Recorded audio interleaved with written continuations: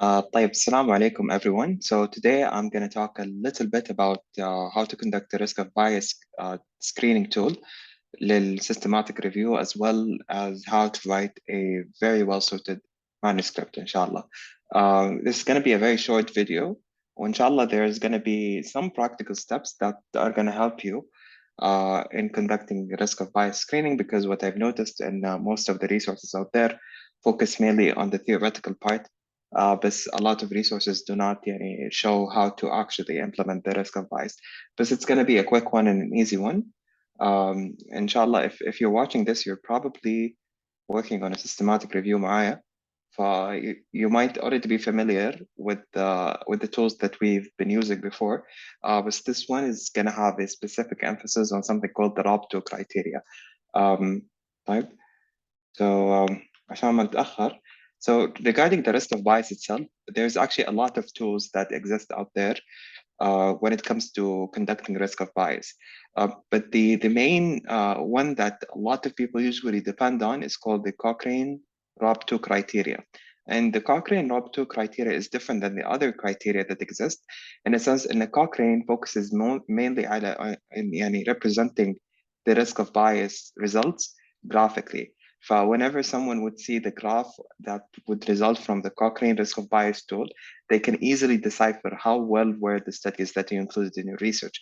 But other criteria, such as this one in here, this one relates to the CASP criteria, which is again a criteria for systematic reviews, for trying to assess studies that you've included in your systematic review, whether they're RCTs, whether they're cross-sectional, whether they're cohort. The difference in here is that this one is very much rigid. It doesn't show you the results in a graph, just like Cochrane. We're going to see the graph of Cochrane in a minute. So a lot of people would rather go with Cochrane. Now, something about Cochrane is that when it was built mainly to incorporate only randomized controlled trials. لما أنا استخدم CASP criteria, I can apply it to cross-sectional studies, I can apply it to observational studies, أقدر استخدمها for a limitless number of study designs out there. But when it comes to Cochrane, it's really only related randomized controlled trials, but it's still very much good. And so I always try to incorporate it in any systematic review that I'm doing that actually focuses mainly on randomized controlled trials. But if I'm doing a systematic review and مثلا I'm taking into account all studies, whether they're cross-sectional, whether they are observational cohort, whether they are randomized controlled trials, I like to go with something like the CASP criteria since it's much more inclusive. It's very easy to do. فمثلا this is the table that you would end up with the CASP criteria. Here there was like 10 questions, but it differs based على الستدي ديزاين اللي عندك، لأن في risk of bias tool للrandomized، في risk of bias tool للcohort، again في risk of bias للcross sectional.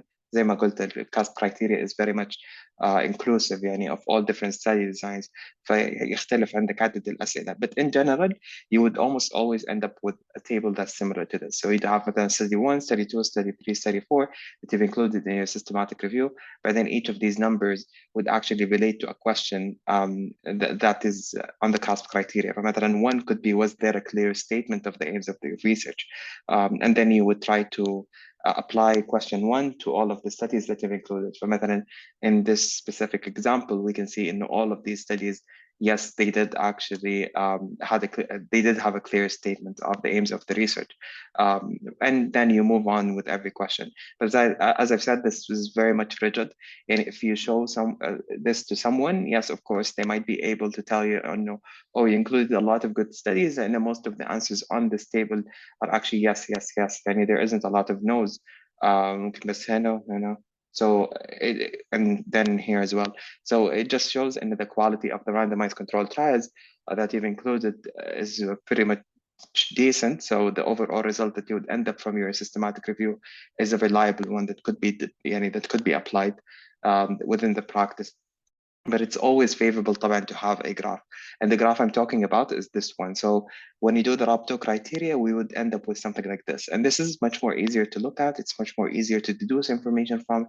It's much more easier to actually and use it as a tool when you're giving a poster presentation or an oral presentation. But again, the limitation is that it it's only applicable to randomized controlled trials, and this is why it's not almost always used. But it's a good tool overall. Now, how do you use the ROB2 criteria, right? So if you understand the theoretical aspect of this presentation, you also need to know how do you get the ROB2 criteria. So just go to this link and download it. You'd be able to download an Excel sheet. And from the Excel sheet itself, you would be able to use the ROB2 criteria. So I already have it downloaded in here. So I'm just going to open it. This is how it should look like. If you don't understand whatever I'm going to say in here, I would highly recommend referring back to this manual. Just double click on it and it would open the PDF. I already have the PDF downloaded in here as well, but it shows you كل practical steps بطريقة that's like simplified, وحتى في videos كمان, so you can watch the videos if you don't understand something or if you'd like to like further read on the subject. But anyways, this is how it should look like when you open the Excel sheets that you've downloaded from the link I've just shown you guys. To get started, you should click on this, but then there's something that's called enabling macros.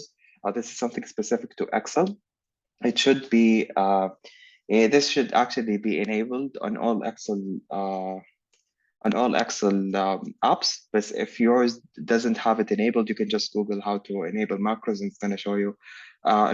So you click on, if you would like to get started, you click on the ROB2, and then it's going to show you this window. In the assessment ID, you write مثلا the study. Let's say we're doing the assessment tool on a study called JOSH 2022. And it's very, very important in قبل ما تبدأ الأسسمنت ID, because as you guys know, in the risk of bias assessment, two people do it and they do it in duplicate. If we had 4 studies, I do all of the 4 studies. If someone had other 4 studies, they do all of the 4 studies. So once you do it, لازم انكم تتاكدوا ان الاسسمنت اي دي هو نفس اللي انتم تكتبوه عشان بعدين the program itself could actually incorporate both of what you all ended up with, ويطلع لكم ايش الديسكريبنسيز اللي كانت مختلفه فيما بينكم. لكن لو كان الاسسمنت اي دي اللي مثلا انا حطيته جوش 22 وكان مثلا الاسسمنت اي دي اللي حطه شخص ثاني مثلا كان John 2022, البروجرام itself would not be able to know هل هذه result نفسها ولا هل انه مثلا انا نسيت اسوي واحده وزميلي سوى واحده او انه احنا سوينا قسمناها بالنص. فحاولوا دائما ان الاسسمنت اي دي يكون متوافق عليه فيما بينكم.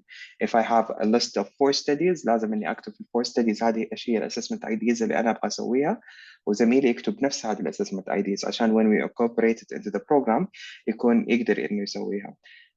Like it's able to actually match the studies with each other. But then هنا basically it shows you كل الدومينز. هذه الدومينز اللي لازم تجاوبوا عليها.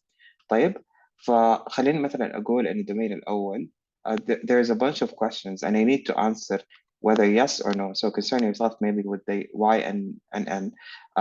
For مثلا was the allocation sequence random? It's a pretty obvious question, but let's say I don't understand how the question, I could just double click وحيطلع لي هذه الويندو. فمن الويندو هذه I could read ايش الquestion.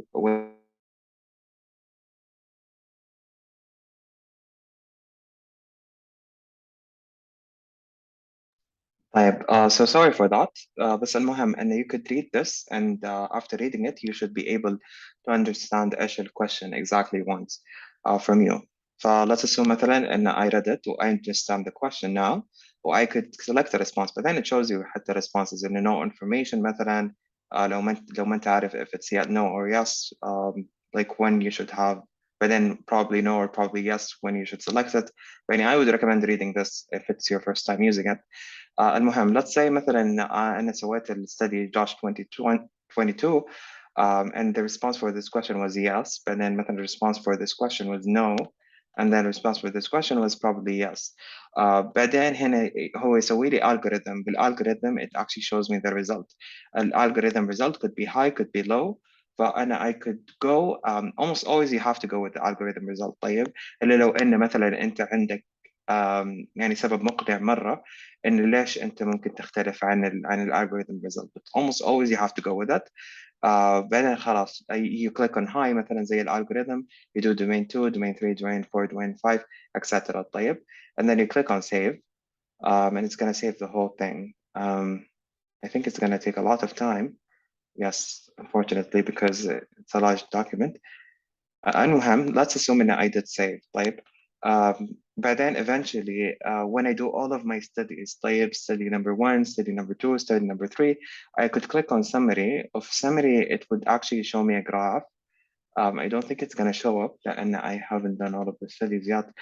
بس like في السمري حيطلع لي graph that نفس الجراف اللي وريتكم إياه في presentation that would actually show me كل شيء. Or maybe it's going to show it here. I'm not sure. But eventually, yes, it would be something like this. طيب, but again, because like I only did once and one study and was like very fast. عشان كده the graph it doesn't look like it should look like. Then you should.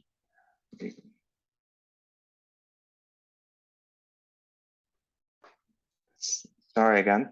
طيب, so and then you click on the summary, and then the summary is going to show you the figures, the figure that you'd like. But then the figures as well, there's a bunch of additional figures. So if you've noticed in the presentation, كان في هذا الفigure, but then there was also this one. So you should have more than a single figure. And those you get them after you do everything and you click on figure. And then from the discrepancy check, what you do is that you're actually able انك تجمع الريزلت حقتك with الريزلت حقت السكند assessor. طيب, in here it can make it much more easier.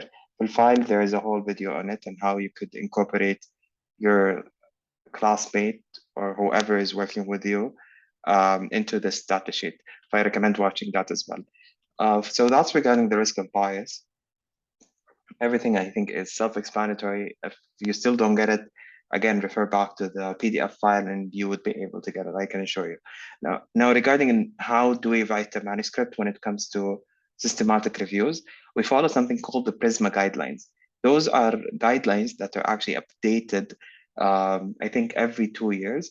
And basically they incorporate items where they actually make it more standardized. Yani if you get مثلا one paper that was written according to Prisma and another paper, another systematic review that was written according to Prisma guidelines, you could easily find the differences in between those two papers لأن الitems كلها اللي على Prisma حتكون موجودة in either of the two.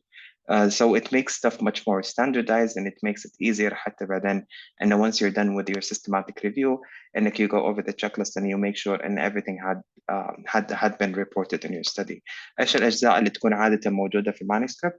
I'm going to send an example of a manuscript عشان you guys can follow it as well. But basically we include abstract, introduction, methods, results, discussion, conclusion, references. الجزء الأكثر اللي يكون مختلف نوعا ما هو الميثودز والresults. بس كلها self-explanatory مرة ثانية. So the registration is obviously the prosper registration eligibility criteria. ايش الكرايتيريا اللي انتم استخدمتوها عشان انكم تحطوا هذه عشان انكم you incorporate one randomized control trial other than the other. Study identification, data extraction كيف كان, evaluation of study quality and risk of bias. ايش التول اللي استخدمتوها, هل كانت CASP criteria, هل كانت ROB2 criteria, ولو كانت الCASP criteria ف which criteria did you guys use, هل استخدمتوا حق cross sectional, bit cohort, etc. For all of these you need to write about them in here, and then this results you further emphasize the study selection.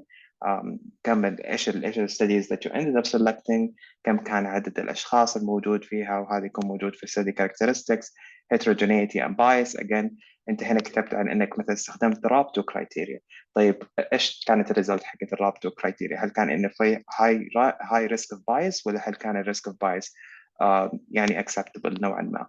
Discussion touching back on the RCTs that you've included, كيف تعتقد انهم يتوافقوا مع بعض او يختلفوا مع بعض.